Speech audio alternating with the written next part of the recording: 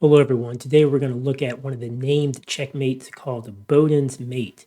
In the position on the board, this dark square bishop is cutting off the two squares the king might want to go to, and the light square bishop is the actual one applying check and checkmate. So we're going to look at a couple of examples of Boden's mate in a couple of games so we can see what it looks like in real time.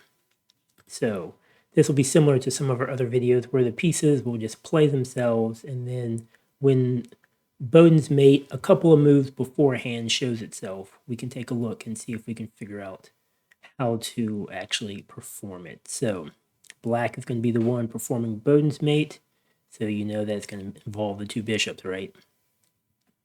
So let's see what the move is. And in this position, takes,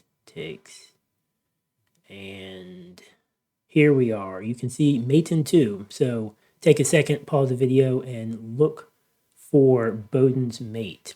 Okay, so in this position, Boden's mate is the very nice rook takes on c3. And in this position, white resigns. Why? Because this bishop is attacking that diagonal. The rook is check. The only option is to take with the pawn, and Boden's mate. Checkmate because of the two bishops. Okay, second example of Boden's mate. I already put it up there. Okay. Yep, second example of Boden's mate. I showed the actual Boden's mate too early, but we'll still play through. Okay, again, this will be black to checkmate with Boden's mate. So again, we know that'll be with the two bishops. It's just what will the arrangement be? Okay, so these games are all pretty quick. A lot of these games were, I don't want to say like unofficial games, but they were simuls, or, you know, they weren't sort of normal tournament games. Okay, so in this position, again, mate in 2. What's the move that leads to Boden's mate? This one's a little bit tougher, but again, there's only a couple of options here. So you've got to get that diagonal open.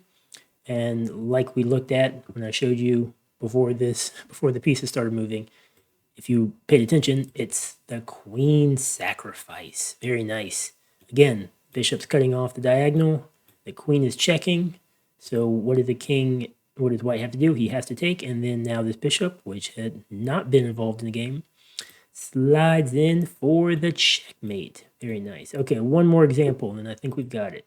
I got this one right this time. Okay, so again, the pieces move this time. It's white's turn to perform the Boden mate, and again, another very short game. Boden's mate is sort of surprising because it often can come, king can be castled. Sometimes the king can still be stuck in the middle of the board, but it's sort of like a surprising mate, right? Like if you were playing in this position, I don't know that I would have necessarily thought the game's over in 2 moves. So pause it, look for Boden's mate, and then let's do it. Again, another queen sacrifice. Queen takes on e6. Again, as we've seen before, the bishop and the queen in this case. So what does black do? He has to take. And when he does, the other bishop slides in and performs Boden's mate.